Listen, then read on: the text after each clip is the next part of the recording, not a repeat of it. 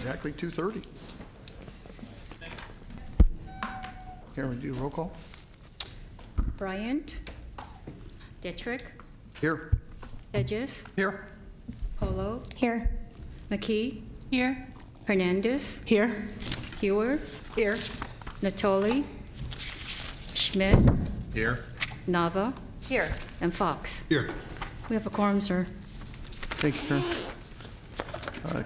Commissioner Fox, would you lead us in the Pledge of Allegiance? Join me, please.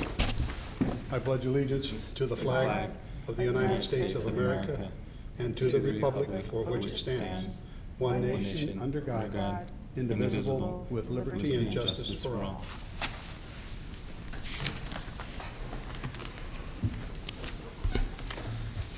Thank you, Commissioner Fox, and that leads us into the welcoming you as our newest member to the commission. Thank you. Representing Citrus Heights, and congratulations on your appointment. Thank you, sir. Would you like to take a minute and give us just a little brief background on yourself? 30 years of California law enforcement and government service. Time spent with the city as a planning commissioner, part of the original committee that set up our own police department. So I've been active in Citrus Heights since 2000 when I moved there.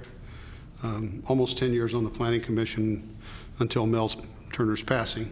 And I then applied for the appointment to his position and was fortunately successful in that application. So I have the pleasure of serving the last 18 months of his term. Well, congratulations. You got some big shoes to fill. Mel was definitely a good friend of this commission and the region, so I wish you best of luck. Thank you, sir. Okay, so the next item, Karen, would you read that? Item number 1 is conference with legal counsel on 2 matters. One is existing litigation, and the second is on 2 cases of anticipated litigation. One thing I did oversight, I didn't do the chair's statement. Would you like me to read that in now? Yes, please. This meeting of the Sacramento Metro Cable Commission is cablecast live on the Metro Cable 14, the local government affairs channel on the Comcast Consolidated Communications and AT&T Uverse cable systems. This meeting is closed captioned and is webcast at www.sacmetro.tv and will replay on Saturday, July 22nd at 2 p.m. on Metro 14. Members of the audience wishing to address the board should fill out the speaker identification form located at the podium and hand it to the clerk. So we'll adjourn to closed session in the back room here, and we'll report out if there's anything after that.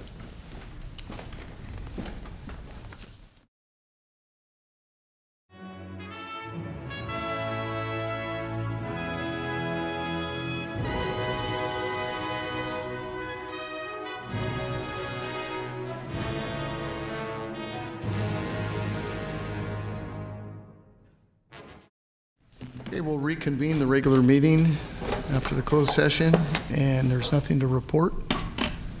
Next item, Karen. Item number 2 are the fiscal year 2017-18 general fund and PEG fee fund proposed budgets. Okay, good afternoon. Bob Davison, your executive director. Bob? Yes. There's an echoing with the sound system. It's a little bit hard to understand. Okay. It's a reverb. You're dating yourself. You knew what I know my children constantly tell me how loud my voice is. Is that still echoing? It's still, you can understand you, but it still has an echo to it. And I don't know if it's affecting the broadcast as well. Maybe I can try this mic. Is that one better? Yeah. That one sounds better. Okay. Karen's is muffled too. Is it? Maybe we should add, since this is a budget discussion, we could get some more microphones in the budget. I wonder. Sure it's not an operator problem? The only thing is I do have a PowerPoint presentation, and so I'm just trying to adjust it so I can see the PowerPoint presentation. But I think I can move over here and successfully handle the budget. Yeah, thank you. So we'll just start into it. If I'm fumbling around between here, my screen, and that screen, just you'll know why. Okay, I think I said my name was Bob Davison, and I'm the executive director. And this item is the fiscal year 2017-2018 proposed budgets for the Cable Commission's two budgets, 94A, which is the general fund budget, and 94B, which is the, and I'll say it once, public education government channel facilities fee, and we affectionately call that the PEG fee, and so for the rest of the presentation I'll be saying PEG a lot. And with that, so first I'm going to go over the general fund budget, and then I'm going to go over the PEG fee budget. All actions will be one action at the end. Please feel free to ask questions during the presentation, and then of course at the end as well, however you would like. So the first slide is a representation of the proposed general fund budget, and it looks a little bit different this year. I think we informed the board that we had to actually delay our budget meeting, which should have been in the beginning of June, and here we are July 19th at a special meeting. And unfortunately, we had some staff with some family issues that had to be dealt with, and so we were unable to bring the budget at that time. But the board at that time did take action to extend our spending authority so that there weren't going to be any serious ramifications. And now we are here on July 19th with our proposed budget. And because of those circumstances, the proposed budget is a lot higher than it usually is. The total budget is $26.9 million. Usually our budget is about half that. There's a simple answer for that. If you look at the blue on the circle, that's the revenue distribution, and that's by far the largest part of the budget. Typically, we do a revenue distribution in June of the prior fiscal year, but because of the circumstances, that revenue distribution hasn't happened yet. All that revenue distribution that goes to the member agencies carried over in fund balance, and so now we have two revenue distributions proposed for the fiscal year as opposed to one. One will occur in July, shortly after this meeting, and then the next revenue distribution, as the normal course of action, will be next June, assuming that we have our budget meeting scheduled early in June. Then we will make the revenue distribution from the revenue received during this fiscal year at the end of the fiscal year. So with that, the 26.9 proposed budget is funded mostly from franchise fee revenue, and that's $14 million that's proposed for next year, and also $2.9 million in carryover. And the reason the $12.9 million in carryover funding, and I just explained to you the reason why the carryover funding is so large. So with that, I'll just quickly go over these components. The actual revenue distribution for fiscal year 2016 and 17 is $12.3 million, and the estimated fiscal year 17-18 revenue distribution is $11.2 million. It's a little bit less, and for reasons I'll be explaining later on in the presentation. Also included in the budget is adding $150,000 more to the reserves, salaries and benefits of just under $1 million, services and supplies just under $1 million, and $1.23 million of operations base that goes to the channel licensees that program the 6 other PEG channels that the Commission owns.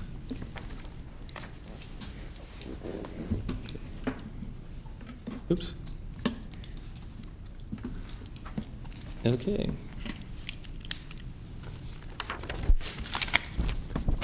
So component number 1 of the budget is administration and regulation. This is basically the admin side of the house that works with the cable companies and processes the cable complaints, and the side of the house that doesn't film the meetings and produce them and cablecast them.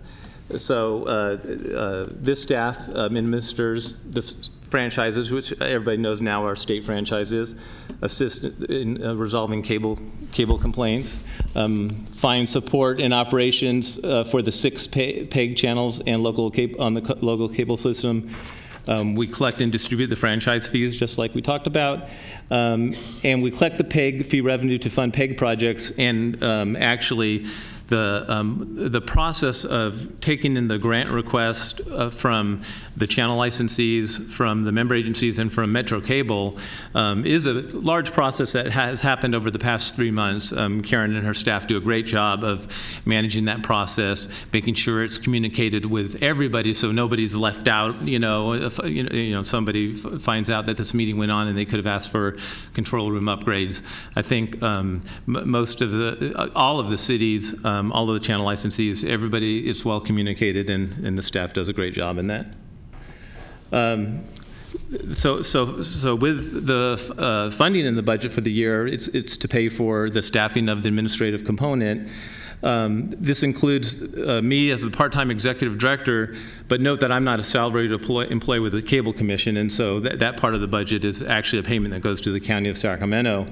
But we do have 4 authorized full-time positions, an ASO 3, an ASO 1 that's currently unfilled. It's a priority for me to fill that position this year. I know that's been on the books for a while, but we do need to fill that position.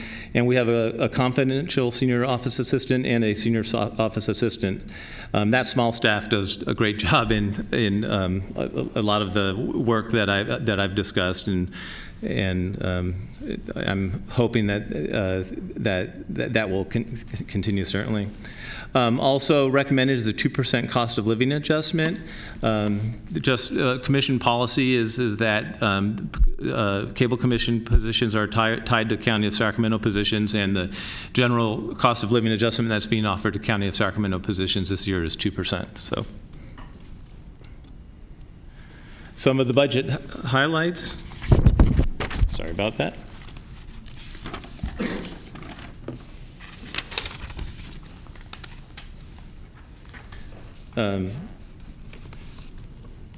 Accounting services are services we pay to the County of Sacramento that because our money's with them, and the accounting that has to happen occurs to the County of Sacramento. Legal counsel, $200,000, I think is about the same that we authorized last year, and it's to pay for our legal counsel help, as well as potential litigation and other assistance from legal counsel. Other professional services, I mentioned that we pay the County of Sacramento for my hours, and that's part of that, as well as the audits that we fund. There's also a classification and compensation study that's being conducted right now. Your board might remember we discussed this a couple of years ago. We actually started that process. It got aborted. Well, it got aborted for various reasons, but we are re-engaging that, and I'm going to be talking a little bit about that later in the staff status section of today's meeting. County DTEC services, all the computers, telephones, IT services, that we rely on the County of Sacramento to provide, that we have to pay for it, and that's our allocated cost for that. We're recommending $150,000 be added to reserves, which is consistent with the reserve policy that the Commission adopted within the last few years. And right now our target is to increase the reserves to $1.5 million. This would increase the reserves to just over $1 million, and so we're moving towards that target.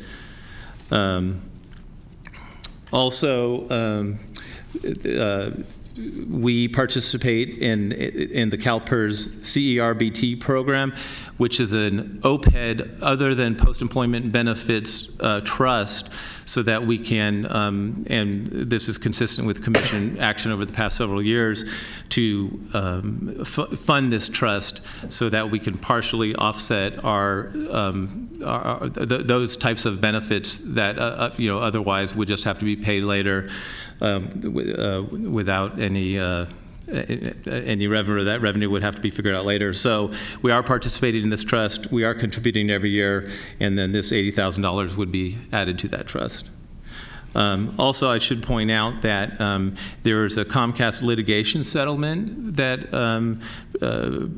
previously just occurred, and with that, it was that a judgment, not a settlement? So excuse me, that was a judgment, not a settlement, and so also in the budget is to pay $160,000 to Comcast based upon that judgment.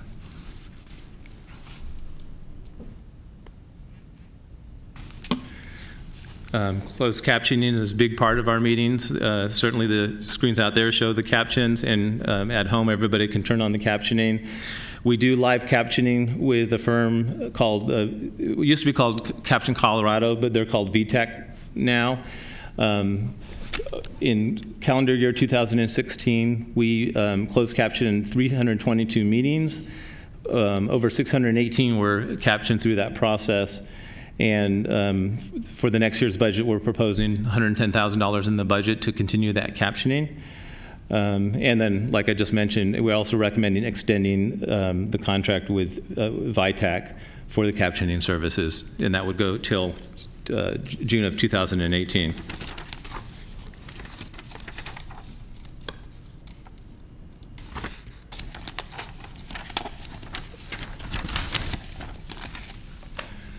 I think your board is very familiar with Metro Cable staff. They're responsible certainly for cable casting, filming, broadcasting, whatever you call it, this meeting, but they perform gavel-to-gavel coverage for all the council and board meetings of the member agencies, as well as many other, at least 13 other agencies. I mentioned the captioning. We caption close to 90% of our meetings. There's only a few meetings due to technical issues that we don't caption some meetings. But with that, Metro Cable was responsible for cable casting 365 meetings for a total of 700 hours. And also, they cable casted 3 election forums, 2 in this board chambers, and 1 in the city of Citrus Heights in 2016. Kristen Riggs and her staff, they just do a great job with this, and they're there for all the member agencies to perform these services. Oh, and by the way, the PEG process that we mentioned, Kristen and her staff also advise the member agencies on PEG equipment needs and such, so there's an ongoing dialogue between Metro Cable, Cable Commission, other Cable Commission staff, and the member agencies in regards to equipment needs, and then the, some of the grant requests that you'll see in just a few minutes here. Metro Cable staff includes 4 authorized full-time positions: production director, production coordinator, technical coordinator, and a technical assistant. And we have many part-time production assistants, at least 10 or so, that provide the filming services and other services at most of these meetings. Consistent with the other staff, the same 2% cost of living adjustment is being recommended to Metro Cable staff as well. The next component of the budget I want to talk about is community programming. The Cable Commission provides channels to, we have 7 PEG channels. One's Metro Cable 14. The other 6 are programmed by other entities. We call them channel licensees.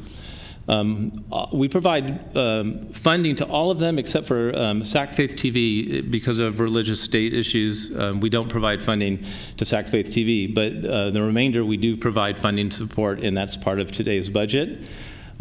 Per previous commission policy, we are recommending the same adjustment to the operations base that's approved for these channel licensees as the general COLA that's being applied to commission staff, and so we're recommending a 2% increase in this operations base. We also are recommending a one-time equipment grant in the general fund of $8,000 plus to Capital Public Radio. And there's some legal reasons why we would rather fund that small amount in the general fund budget and not in the PEG fund budget. This shows the channel licensees' recommended operations base compared to last year. I won't go into it in detail, but you can see this slide shows all the base and also the components, because like with Access Sacramento, there's a specific hometown TV and game of the week operations base, and with SECC there's also a BestNet operations base. And with that, we're showing that the proposed operations base to the channel licensees is $1.23 million, which is 2% more than the amount shown from last year. So that brings us to component 5, which is the revenue distribution.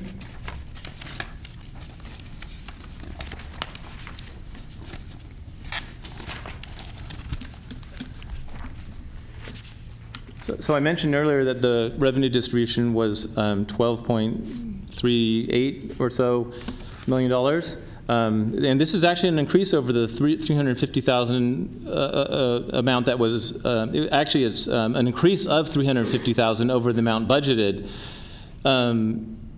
You might think that's a bit odd, because I know that we alerted this board, as well as many of the member agencies, that we are experiencing at least declining revenue from one of the state franchises, AT&T.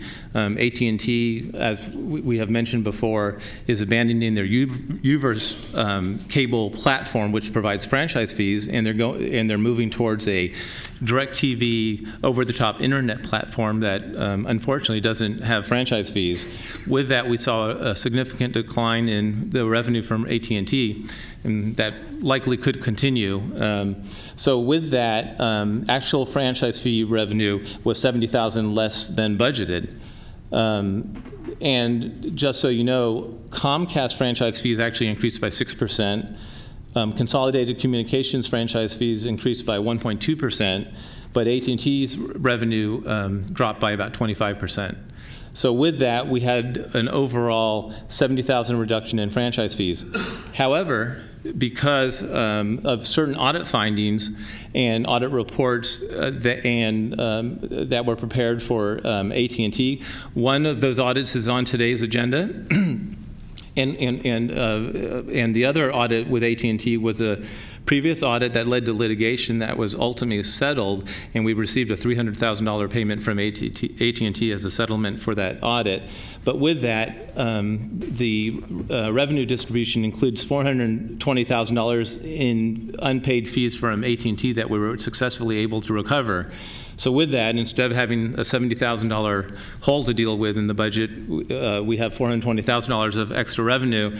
And as is typically the policy, when we receive franchise fees in excess with the amount budgeted, we usually take that delta and we disseminate that to the member agencies in June of every year, and this year in July. So with that, that explains the 2016-17 revenue distribution. Now, the fiscal year 2017-18 proposed distribution is $11.2 million, and that's a little bit reduction compared to the $12 million budgeted in 16-17, and that's mainly due to our assumptions of revenue, which are mitigated from where we have seen them in the past. I think that we are assuming, well, actually I have a slide later that shows the overall revenue, so we'll wait till I get to that slide. But that reduced revenue distribution is based upon a little bit of lesser expectations on franchise fees than maybe we have traditionally seen in the past, which up till this point in time with the AT&T issue, they've just been on a steady increase over the years. And this slide just shows the revenue, the two revenue distributions, and the amounts that would go to each member agency. So here's the slide that shows the revenue. So you can see just what I said, that since fiscal year 2007-8, when we received $9.87 million, we've had a steady increase in franchise fees to a high of last year of $14.33 million, and then this year's is that $70,000 reduction brings it to $14.26 million, and we're proposing an estimation of $14 million in revenue for the 17-18 fiscal year. And that's just the actual representation of the franchise fee revenue received each year. So with that, that's the general fund budget that's before you today. I just have a few more slides to talk about the PEG fee fund budget. The PEG fee fund proposes expenditures of $4.16 million, and it's mainly funded by the $2 million plus in PEG fees that are received each year, and then carryover funds from the year before. Not all the projects got completed or got completed on time, and there's some BestNet money that rolls over, so there's a pretty significant carryover from the year before. So with that, it's proposed that you can see that there's some of the base got split up. Some of the channel licensees have their base in equipment money, and so that's what the $153,000 is in channel licensee equipment base. There's $1.34 million in channel licensee one-time equipment request. I am not going to be going into these requests individually. The channel licensees are here. We've left at the dais an explanation of what all the grant requests are. So just without pointing out every single one of them, it would get a little redundant. This information is here for your board, and I know that channel licensees are in the audience, and we'll be able to answer questions. A few highlights. Access Sacramento is requesting the Coloma Studio lighting project, and there's upgrades to their HD truck that this commission supported over the past years, and have already put to great use, filming Game of the Week and hometown TV events and other events. KVIE is one of their significant requests is a foundation leveling project that's going to affect their studio floor. So it's the foundation studio floor leveling project. And with Sacramento Education Cable Consortium, they're asking for $120,000 to leverage with school district money to provide more SEVA labs. I was recently able to, actually I attended the SEVA Awards this year, was impressed there, and myself and Kristen Riggs and Bill Piper and Kevin Benyon from Metro Cable staff toured the SEVA lab at Del Campo High School, and it was absolutely amazing. If any of you board members would like to tour a SEVA lab, that can definitely be arranged, and I suggest that you do it. It's just amazing to see what this money has done in schools, and the ability for these children to be able to provide the quality of news and reports and such, other type of items that they produce and show at their school and on SECC is just absolutely amazing. So anyway, they're asking for $120,000, but they do leverage that with school district money, so that will fund many labs. And also with SECC is $600,000 for the completion of BestNet. As I've reported to this board in the past, in order to complete BestNet, it really requires agreement between Comcast, the Sacramento Education Cable Consortium, and the Cable Commission. Last year at this time, we reported that we were working on such agreement. Well, we still have not achieved such an agreement. So, but with that, we still think it's prudent to allocate funding as was addressed at last year's board meeting. And so the money that was budgeted last year has rolled over, and we are recommending $600,000 more be allocated to the completion of BestNet. Mr. Natoli. Yeah, thank you, Mr. Chair. Just quickly, as I know it's a budget discussion today, but I think the point you just covered is an important one. I guess I would ask that maybe for our September meeting, if that's when we meet next, but that we maybe have a broader discussion here, certainly a staff presentation, and invite SEC and others who want to participate. But I think to have a discussion about obviously the continued build out, but any other related issues to that, I think would be helpful for this commission, and certainly for hopefully for staff to put that together, bring it to us, and allow for that broader discussion. I think if we have that item, it'd be also worthwhile to have a formal invitation to Comcast to be here to address this as well. Okay, good. Sounds good. Thanks. We'll certainly take that direction and bring such item to the September meeting. Does everybody on the board support that? Yep. By the nods, yes, I take that, and we'll move forward. Okay. So that's the channel licensee request, and if I've missed an important request, I'm sure they will address that in their comments. Metro Cable's PEG equipment request is for $62,000. It's mostly equipment that's back in this control room and maybe in other areas as well, and sometimes in the van as well. We're proposing contingency of $150,000. Member agency PEG projects, which is mostly control room upgrades and council chambers, board chamber upgrades, is proposed for the budget as well. And then we already talked about the best net, which actually had its own pie slice that I didn't realize when I was talking about BestNet earlier. So with that, I think that essentially explains the proposed PEG fee budget. Again, thanks to Karen and her staff, as well as Metro Cable staff for helping the member agencies figure these things out. And with that, I believe that ends my presentation on the general fund and on the PEG fee budget. And I can certainly answer any questions that you might have. Totally. Just a question on the PEG fee, then the exhibit that you put out or placed us today, is that reflected in the budget, or are these over and above, or is there a portion thereof recommended? So can you make that clear? No, everything that's in the exhibit on the dais is part of the budget. That's all recommended. This is all recommended. Right. It's built into this $4.1 million then. That's correct. Okay, thanks. Is there any other questions for Bob? Okay. So if we have no other questions, we can ask for a motion to approve the fiscal year. Oh, we got Speakers? public comment, I'm sorry. So Doug Neve is our first speaker.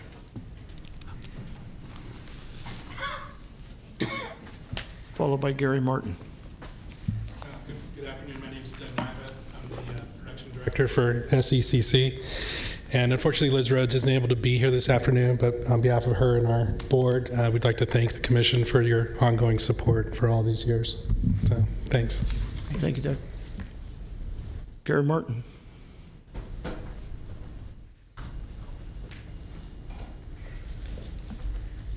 Hello. I have a handout.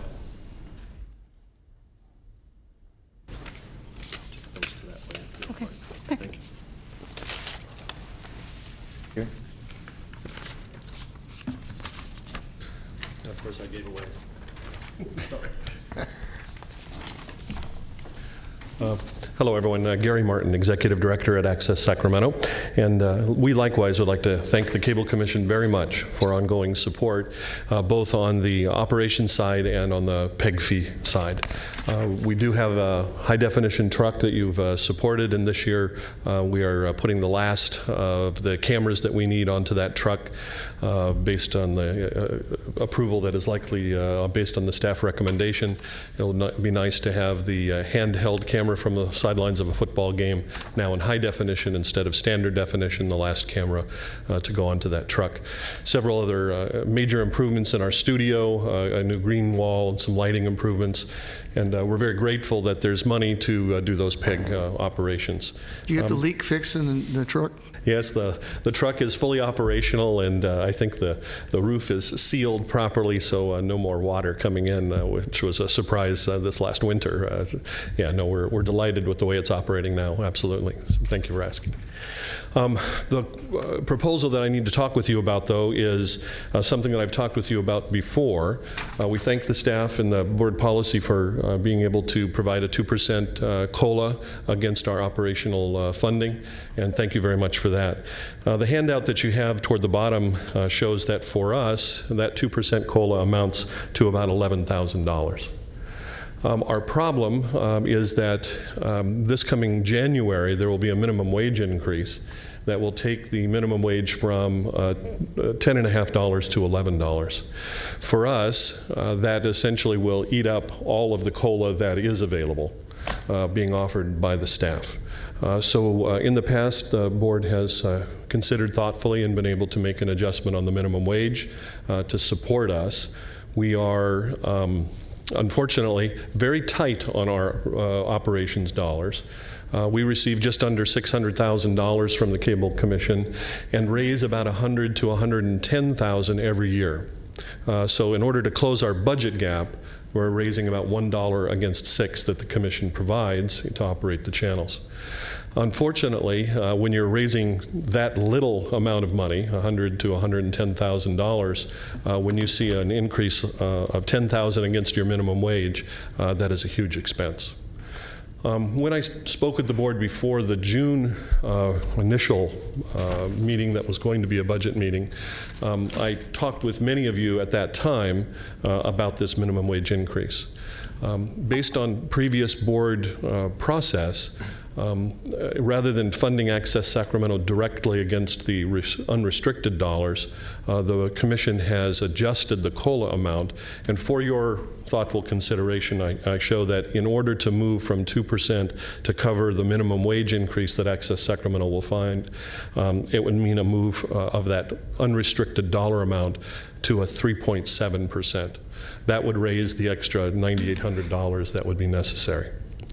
The unfortunate part of the money that we have to raise this coming year potentially is the new ask that most of you have never seen or heard, and that's this discussion of the property insurance for PEG.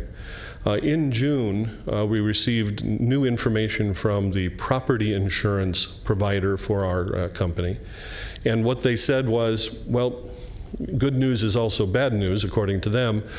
Based on all of that new equipment, the new $700,000 truck and $600,000 in master control, networking, and other upgrades in our facility, that our property insurance is going to go up an additional $12,000. So you're offering 2%. We raise 110. Now we'll have to raise 122 just to cover our property insurance, which for us is a huge, huge number. It means our unrestricted dollars, our own earned income, has to go up more than 10% this year just to cover our property insurance. So, while I recognize that we, and with our new board, are taking on new efforts to do fundraising. We're doing a new awards dinner, gala style, with a higher price to try and do some revenue raising. The board is creating some underwriting packages and doing some things to try and improve our earned revenue against the budget deficit that we're looking at. It would be very nice and certainly prudent for me to ask if you were to also pay for the property insurance. It means that we can calm just a little bit about what we perceive to be a very heavy hit against the earned revenue that we would have to raise in the next year.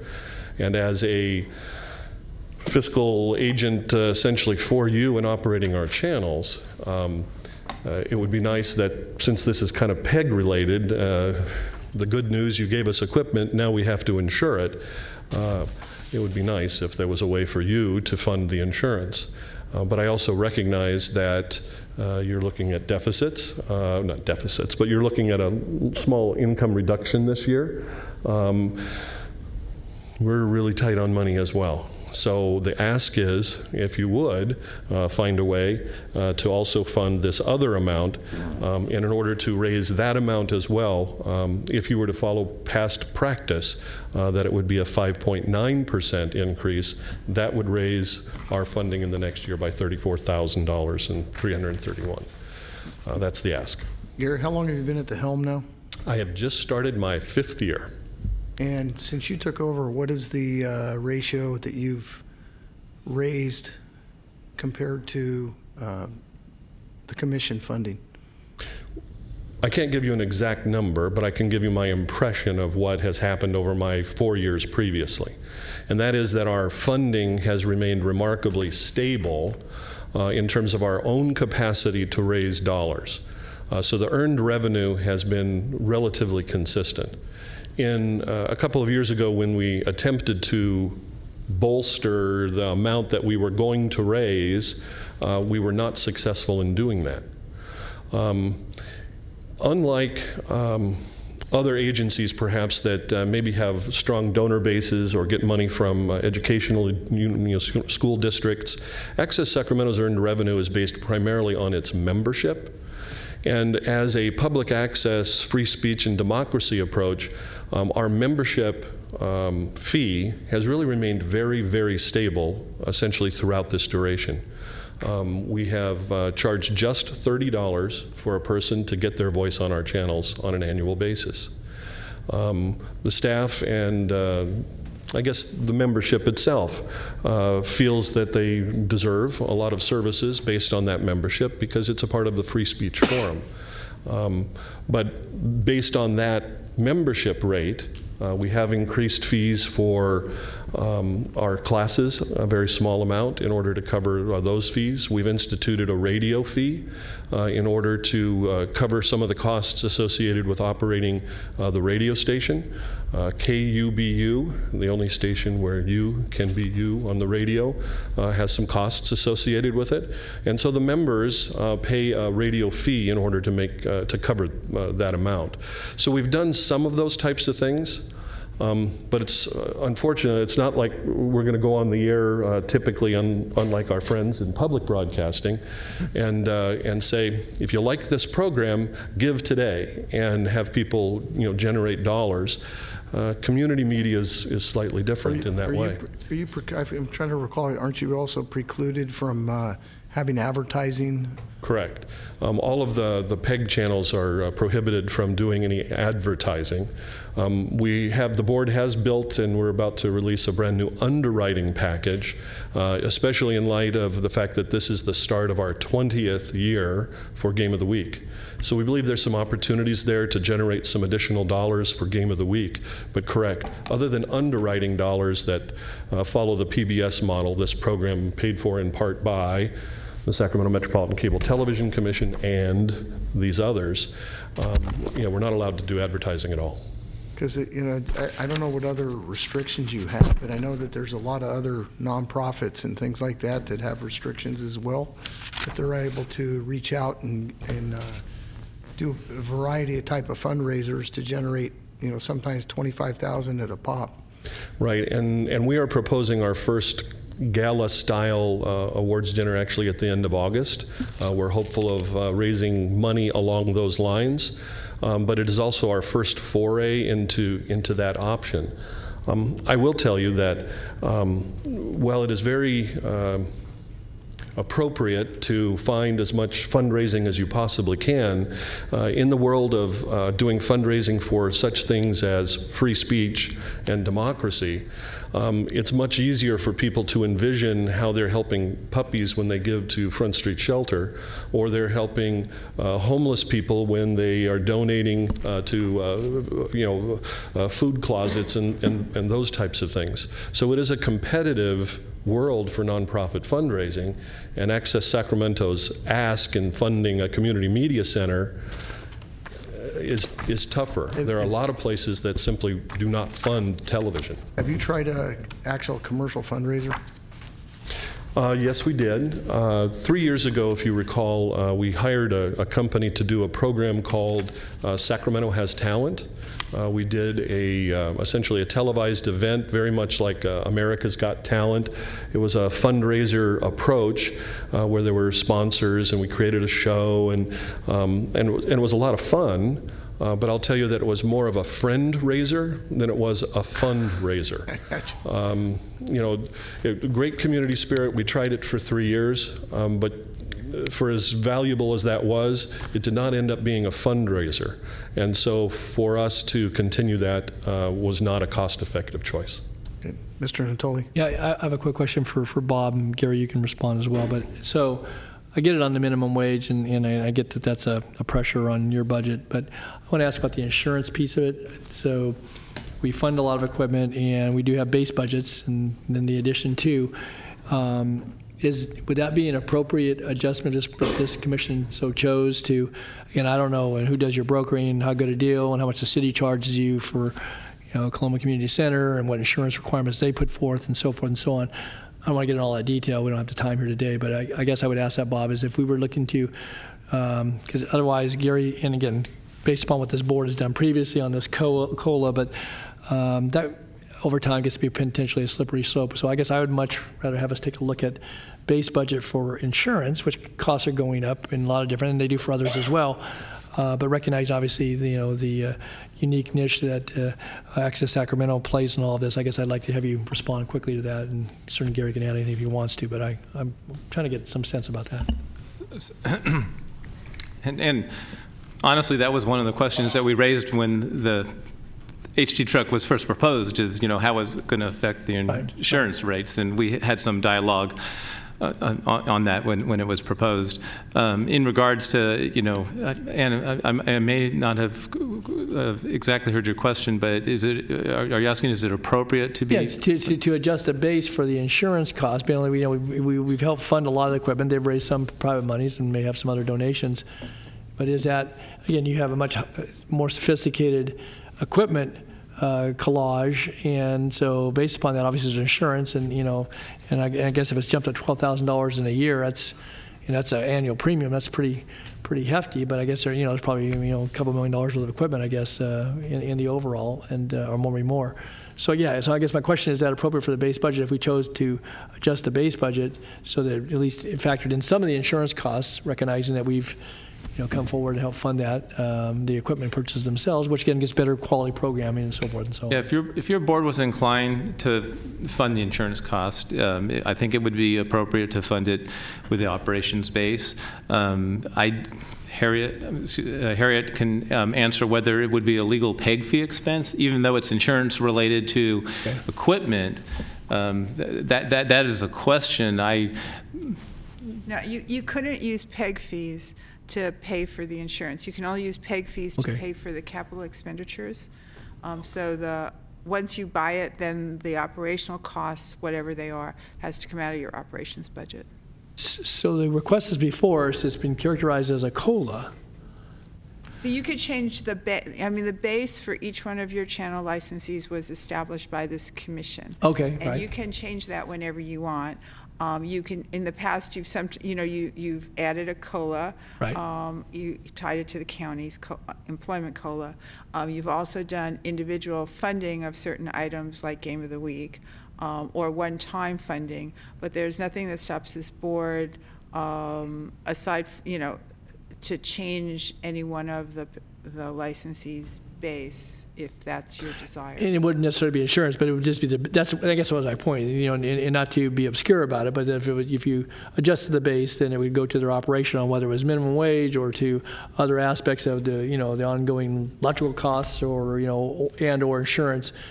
The base allows them to operate, gives them the ability to employ folks and to cover other costs, and that is legitimate use of PEG. I think the idea was that the base would be their operating funds, and that they would then fund what they needed to fund through their operating funds. And so it's up to the board. We haven't asked them particularly for an accounting of how they spend their base. Well, and again, that was kind of in my next question. Again, I certainly have great faith in Gary's ability to lead the organization and the work that he does. But I think that again, because there may be others that would want us to look at, when we've had this in the past, can discuss the base, but rather than just keep doing it as COLA every year, which we've done in a couple of years now, and I know we've had previous conversation with some of the commissioners here and others that haven't been present for that conversation.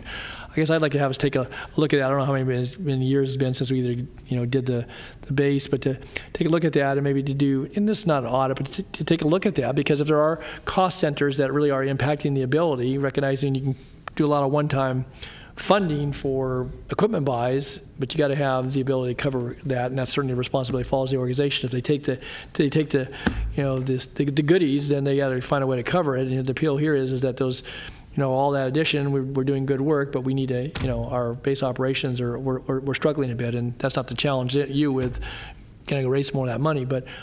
So I don't know, for today's purposes, I know it's almost 4 o'clock here, and I know probably someone's going to have to leave pretty shortly. Maybe, again, this is a budget approval. We would have some ability, I guess, to visit this. I don't know that it's teed up for today's conversation. Maybe, to your point, Harry, maybe take a look, talk with Gary, maybe the others as well, and, to have us come back with an item a little later in the fall that might allow us to make some adjustment based upon costs that folks are seeing within the context of their, provision, and whether it's, Access or SEC or any of the others. So maybe there's a formula that can be put together that you look at the items within that formula to come up with what that base ends up being. And so if there's something new, additional, come back before us. Like this is the first time I recall the the insurance item ever coming before us from any of the, anybody requesting that. So maybe that's an item we have to add to that formula. Yeah. I think we can report back to your board, maybe not at the September meeting, but maybe the next meeting after. We can have some discussions with the channel licensees. I know we looked at this once before. And I'll have to pull up that report to kind of review what we discussed. And I know where we ended up was where we started, that we were going to recommend the same COLA that was offered to the staff, to the channel licensees. And then Supervisor Natoli is right. We've had this discussion every year, and we've, in this public forum, have made adjustments. So I think we can take a look at that again. I think one of the items that's a little bit different is the minimum wage issue. Was, several years ago, that wasn't part of the equation. So that's now a new chapter that we're going into that we have to have as part of that formula if we're going to look at that. And obviously the minimum wage is, these are the type of positions, if they were all $50,000, $60,000, $70,000 a year positions, we wouldn't even be talking about that. But that number to go from $10.50 to $11 is a 6.9% COLA. Okay, do you have enough information for the future? Yeah. To bring that item back. I mean, obviously, I think it's geared more towards next year's budget, but we need to be more proactive instead of reactive on it. Mr. Chair, if I could, though, but to your point a moment ago, Bob, so I see this on his list, and I guess, is that for our due consideration today relative to the COLA? That was across the board. Basically, that's what we did tie it to going back to a couple of years ago. You haven't built that into this, to your budget recommendation, but that is for our consideration? In my budget recommendation is a 2% across the board increase. It is built in, so to the operations base. Okay, they are going to get that. Okay. The 2%, but not the minimum wage or. No, right. Insurance. Okay, so you're getting $11,000. Okay, correct. So I didn't know if that was up for question, that we had to actually act separately on that. So that already is built into the recommendation, and if we approve the staff recommendation, you're going to get that along with the other licensees as well. So whatever that is, so they're 2%. So I wonder, with the $11,000, if that somewhat offsets the minimum wage increase. So in other words, that could counterbalance that, and maybe such a increase in COLA doesn't need to be as high as the 5.9%. If I may respond? Through the chair, I get, yeah. The $11,000 that's coming in as a 2% is a overall operationals funding budget, which for us includes staff and includes all of our other expenses. The 2% that I believe that is targeted here is the employment 2%, and we've had this conversation before. The 2% that goes into a county employee's pocket is supported by all of the taxes that are on the back side of that, generally 39 cents on the dollar. Our employees, based on this 2%, will receive a 1%. Because we will pay for the taxes out of this 2% as well. So when we look at this number, essentially all of a 1% increase goes very close to taking this $11,000, because there's taxes that go with that. The workers' comp and all the other pieces, Social Security. So we have to fund that as well. And in the past, the board has responded to that as well. I'm not making that ask this year. Essentially got direction that what you offered as a COLA was going to be the COLA. And so our staff will receive 1%, the county employees will receive 2%. So, but again, that's maybe something we have to look at, modifying the formula to mirror what the county's doing. If it's 2% plus benefits, maybe we have to look at that as the adjustment when we going forward. But obviously we can have further discussion on the special request and see where we go from there. Any other questions for Gary? Thank you for your attention. Thanks, Gary. I don't have any other speakers signed up. Is there any other discussion from the board?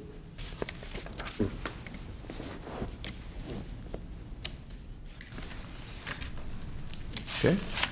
So is there a motion to approve the fiscal year 2017-18 General Fund and PEG Fund proposed budgets to include the resolutions, exhibits, amendments, including in the budget staff report, and any other comments relative to the speakers.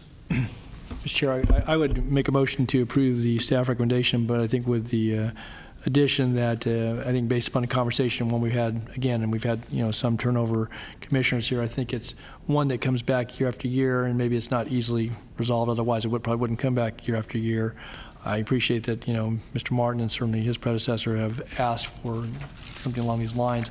But I think to the points you made, and again, if anybody else wants to weigh in, but I think it's worthy of a conversation once again, and to look at some of those pressures that come in for organizations that really are on the margin but do good work. And I mean, that's obviously, I've said this before, but the role of the commission, I think the whole thing behind it is that we have dollars that come out of the franchise fees that feed our the umbrella organizations, the counties and the cities, but also that we have sufficient programming to meet some of the obligations that came under the franchise and things that we have that our customers expect. And I think that dollars to support that, and I think we do that. This budget obviously does a lot of that with equipment and so forth, and including the public chambers and in the back of the house for those. But again, I recognizing that Access has a fairly modest budget. It hasn't grown a lot over the years, and we have other community programmers as well that I think it's worth looking at least some of the cost pressures there. And again, it's still a decision we obviously make because what is spent doesn't then come back to the the franchise holders, this commission and its member entities. But so I would again make it part of my motion that we would. I don't know, Bob, would you see that this could come back to us before the end of the year? So I guess our fall meeting was. I would say before the end of the year, give us the option to spend a little more time on it than coming back in September. Okay. Maybe we can target the December meeting. Okay, that's fine. And we can make mid-year adjustments if we choose to. Again, we know we'll have a better handle on revenues, and I think obviously the pressures will be there to raise the money and/or find a way to budget for it, so it doesn't help out for the immediate for Access or anybody else. But I think it's worthy of discussion, and I guess I would include in my motion and that you bring that back. Is it November meeting or December meeting? What would it be? Does it typically meet December or November? We are having the final budget meeting in September, so if you wanted to make an adjustment at final budget, then we would need to bring such item back. Oh no, I was going to give you a little more time. I mean, yeah, and then that's why I was suggesting December. So I just wanted to point out the final budget issue. Come back and give you some time to work on it. Come back in December, and it doesn't help anybody in the final budget, but I think it would allow us to make some adjustments. Again, the issue is still going to be the same. Maybe more imperative for some of the organizations, but. So I'd make that motion. So with your motion, do you have anything relative to the request from Access? Well, the COLA's in there. Right. The 2%. And I think the points you made relative to minimum wage, how it's calculated, but also then I think to costs associated with insuring or anything else, and again, maybe other issues out there we're not aware of, I think bring all those back as a package for the licensees. So I'm supporting the staff recommendation at this point in time, my motion. Okay. It wouldn't include anything further until we come back and have a discussion. So. Any other discussion or a second on the motion? I'll second. I have a motion accepted and a second. Please vote on your screen. Motion passes. Looks like it passes unanimously. Congratulations. And Gary, we'll just have to look at the possibility of a mid-year adjustment if we choose that in the future. Next item, please.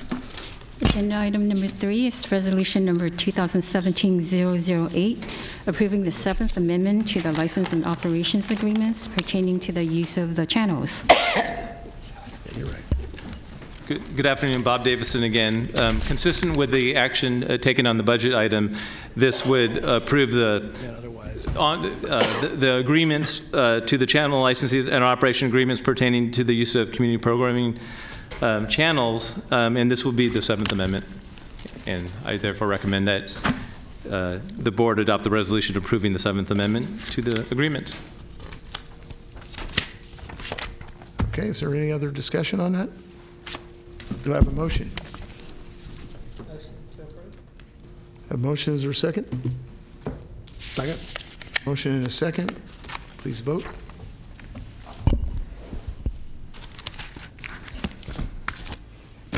Motion passes. Thank you. All right. Next item, please. Item number 4 is the audited financial statements and other reports for fiscal years ended June 30th, 2014 and June 30th, 2015 for the Cable Commission. Good afternoon again. This is the biannual audit, auditing the Cable Commission for 2 years, the years ending June 30th, 14 and June 30th of 15. I'm happy to report it's a relatively clean audit. There are some findings, and I'll quickly go through those findings, but in my opinion, no significant findings that we have to deal with. They made a finding that we need to review pension information related to CalPERS, and the staff agrees that we can do that and implement that. Segregation of duties is actually an issue that has come up on previous commission audits. It really translates to the small staff that the Cable Commission has. By approving the ASO1 position previously and moving forward to hiring that position, I think that will help out this issue of segregation of duties when you have such a small staff. But one of the particular recommendations they made is that the monthly payroll registers be reviewed and initialed by me, and that wasn't happening in the past, and so we've already implemented their recommendation on that item. The fixed asset listing, there's at audit time there always seems to be a reconciliation of fixed assets, and we sat down and met with the auditor to review the list and the book values, and we trued up the items that need to be trued up, and so that item has been dealt with as well. The auditor also recommended a risk assessment process, that we develop a risk assessment process to identify a risk within the commission that could result in fraud or material misstatement of the financial statements, and then implement internal controls to mitigate those identified risks. That's an item that we have not implemented yet, but it's an item that staff maybe will work with council to develop an appropriate risk assessment process, so that we can respond to that audit finding. And also accounting procedures. Karen and her staff, they have a lot of good accounting procedures. We're kind of interesting because a lot of our accounting is with the County of Sacramento, so we have to follow County of Sacramento policies for accounting issues. And then also we have some internal processes that are documented, but not necessarily in any manual. And Karen and her staff are going to try to respond to this finding to implement such a manual. Mm-hmm. Correct me if I'm wrong, Karen, on that one? The goal. What? Yes, that is our goal. Okay. And with that, those are the findings from the audit. Like I said, I think it's a relatively clean audit, and I recommend that the board receives and files the audited financial statements and other reports for the fiscal years ending June 30th of 14 and June 30th of 15. Okay, thank you, Bob. Any questions for Bob? Seeing none, this is receive and file only, so we'll move on to the next item. Item number 5 is the County of Sacramento's calendar year 2017 investment policy for the pool investment fund. And because our money's with the County of Sacramento, it's required that we adopt this policy every year. So I recommend that you receive and file the investment policy from the county's pooled investment fund. Okay, any questions, Bob, on this? Seeing none, we'll receive and file and go to the next item. Next item is the review of franchise and PEG fees paid by AT&T for calendar years 2014 and 2015. Okay, as you know, we audit all the local state franchises. We usually do a 2-year audit. This is the audit of AT&T for the period from January 1st, 2014 through December 31st, 2015. And with this audit, there were several findings that our auditor, OSPA and Skolco, found. Those findings are attached in the attached report. It's a lot of different findings, but it had to deal with equipment charges, late fees, convenience fees, early termination fees, credit adjustments, advertising revenues. There's quite a bit. After our auditor produced the report, they and we worked with AT&T. AT&T did not object to the findings. So with that, they've actually already paid these amounts, and that's what I covered in the budget presentation when I said that there was the extra revenue. So with this audit, for those 2 years audited, we found that AT&T owed us $164,911 in franchise fees and $34,856 in PEG fees. And at this point, they've already paid that to the commission. So with that, I recommend that you receive and file the audit. Okay, any other questions for Bob? Nothing else? Let's receive and file as well. We'll go to the next item. Item number 7 is a general administration report by our executive director. Okay. So we have 3 items that we wanted to cover. The first is the remaining calendar year 2017 meetings, and I think we just discussed that, but there will be one on the first Thursday in September and on the first Thursday in December. And we've already discussed some items that might be on those, as well as the final budget will be on the September meeting. Second item I want to talk about is, I mentioned it earlier in the budget presentation, that we have hired CPS HR Consulting to do a classification and compensation study for the positions at the Cable Commission. Like I said earlier, this was discussed several years ago. We made an attempt to do that study. For various reasons, that attempt got aborted, but we have since retained this firm. So far, they seem to be a very good firm, and they're hard at work working on this study. One of the goals is to right now, we have a lot of unique positions that we're a cable commission. You know, a lot of what we deal with is in the cable related. We have a lot of production, a lot of technical positions, and right now they're tied to county administrative service officer positions. So that tie has been there for probably since early on in the days of the Cable Commission. You know, I couldn't tell you when it was first implemented, but you know, it's been there since 2006, since I've been around. So we think it's time to look at the positions, to see how they're compensated, to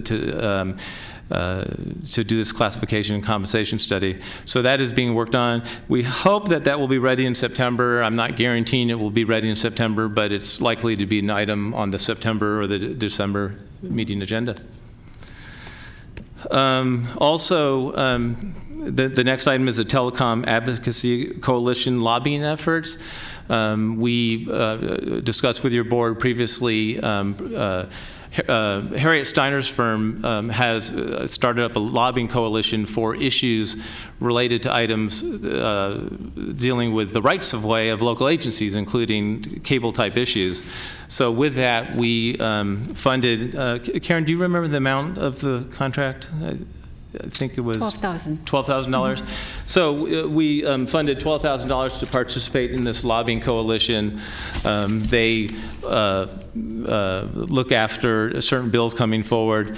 One bill coming forward that many of your agencies may have heard of is SB 649. It's the Wireless Telecommunications Facilities Bill. It's also been thrown out there as being the 5G initiative. Verizon has been pushing this forward. It's also been called the small cell legislation. Basically, this is legislation that is proposing to allow small cells to install facilities in local rights-of-way to deliver their small cell content. And rather, kind of similar to DIVCA, rather than wanting to negotiate with a lot of the local agencies, they're trying to get the state legislation approved that would eliminate discretionary review for small cell installed next to or in public rights of way.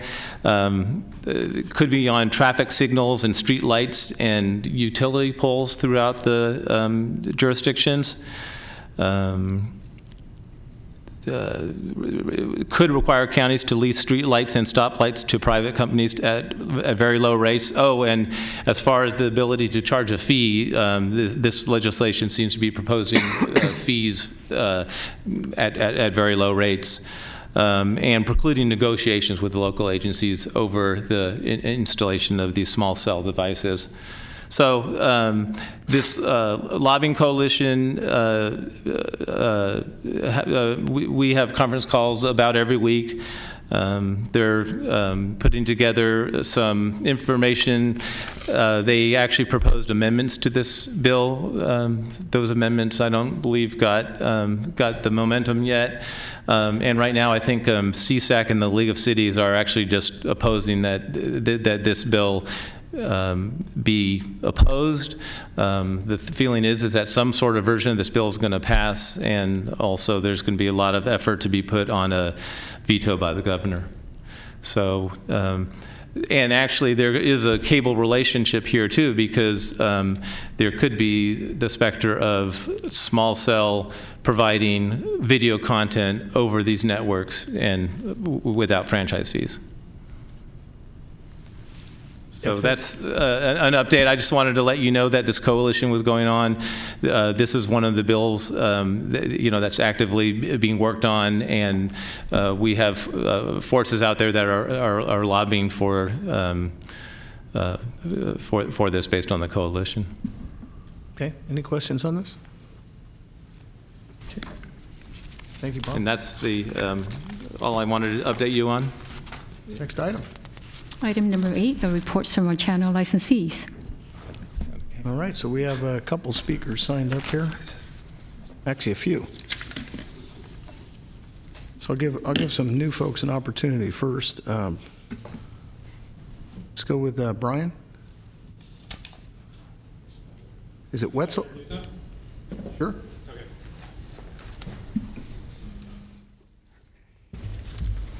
So hi again, I'm Doug Niva, Director of Production Services for SECC. So one of the things that I help manage for SECC is the SEVA Grant Lab program. And with the generous help of the Cable Commission, we'll be able to assist 31 school programs so far. And one of those programs is at Del Campo High School, which Bob had referenced earlier, which received a grant this past school year. So I'd like to introduce Brian Weitzel. He's the media teacher at Del Campo, to tell you more about his program.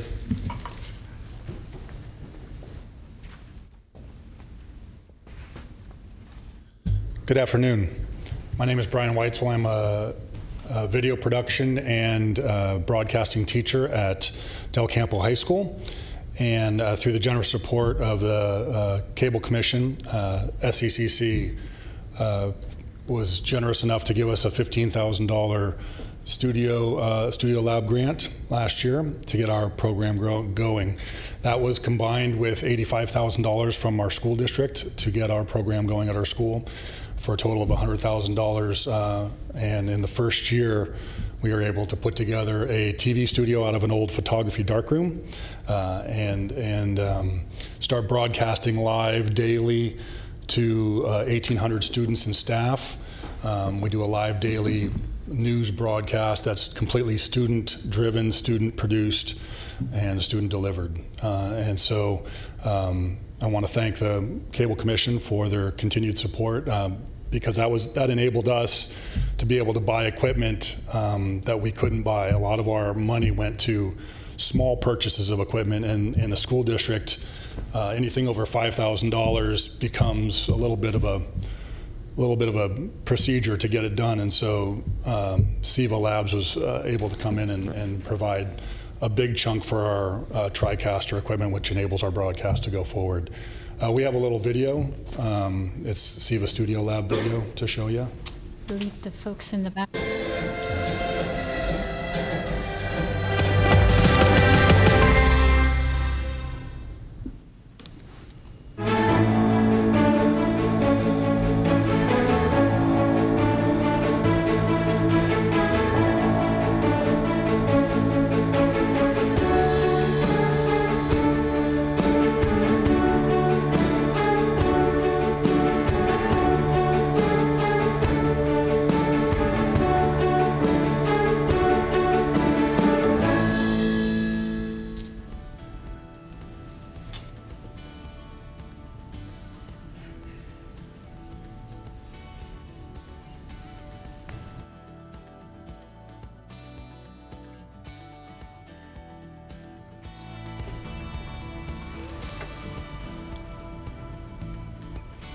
Uh-oh.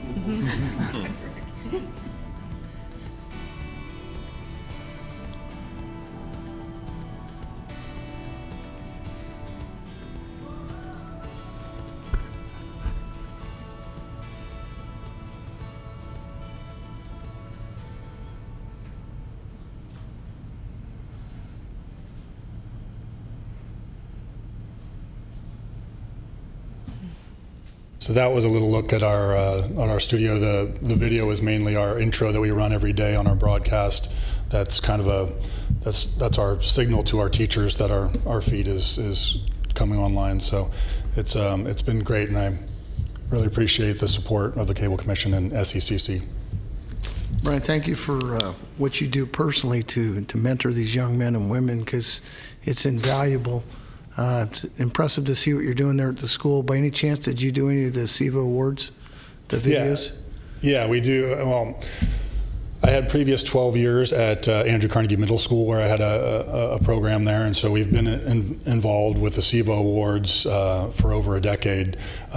Transferred over to Del Campo this last year to take my talents to the high school level and open up a program, a career path program, really. And then we entered, I think, 6 films into the SEVAs this year, and we were walked away with an honorable mention in one category. So.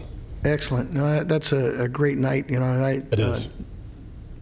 Supervisor Natoli and myself had a chance to be a couple of the commissioners. I think there may have been more than that even that were there to do some of the award presentations. And phenomenal to see not only the films but the excitement with the kids and the parents. And I mean, I'm guessing there's probably almost close to 1,000 people at that event. It's a pretty big event. So thank you very much for what you do. Thank you.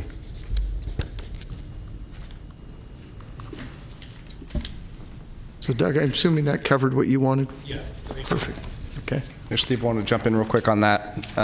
As a Del Campo alumni 15 years ago, I was actually the in charge of the morning announcements before, and we had enough technology to do it over the intercom in the morning. So very excited to see the new technology, and proud to see your work over there.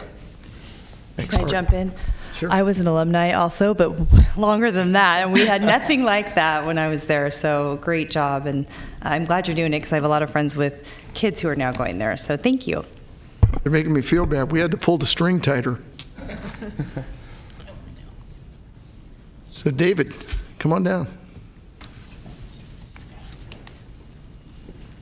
Little networking, we're going to do a tour for the students at KVIE. I'm David Lowe, the president of KVIE, and want to thank the staff for their help preparing our budget request, and then also to the commissioners for approving it.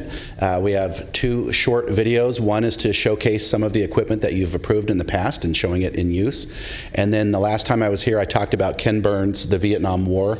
It's an 18-hour film that's coming in September. I promised I'd bring a little bit of video for that. So that's here. But along with that, we've also cultivated 16 interviews of people who live in our region sharing their Vietnam story, whether they're refugees or Vietnam veterans. There's actually a woman who, from Roseville High School, put together a memory of the people that they lost in their class. And so those will also be shared at the time that we air the Ken Burns Vietnam War in September, and also online. So please enjoy the short video, and again, thank you very much. Thank you, Dave.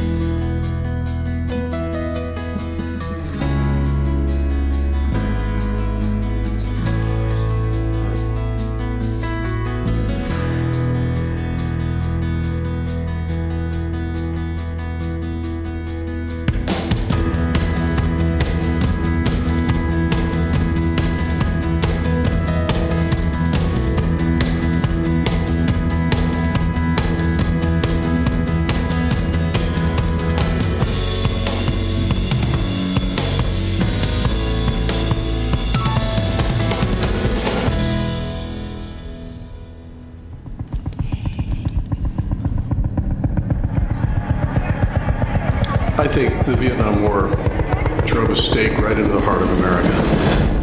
Unfortunately, we've never moved really far away from that, and we never recovered. There was no way we could avoid telling this story.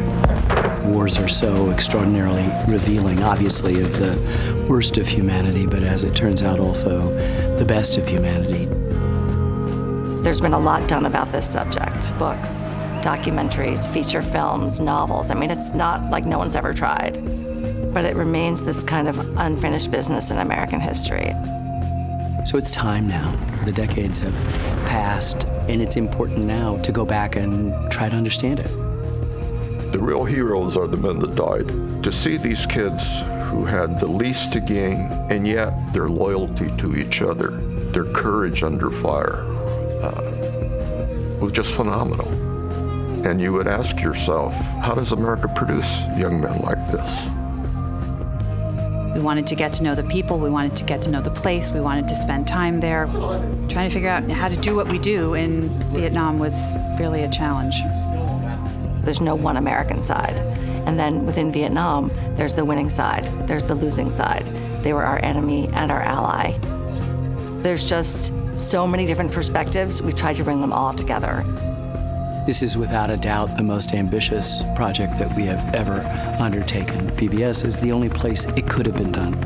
I think the country's ready to have the conversation we've never had about the war, which we really need to have. This film is not an answer, but a set of questions about what happened.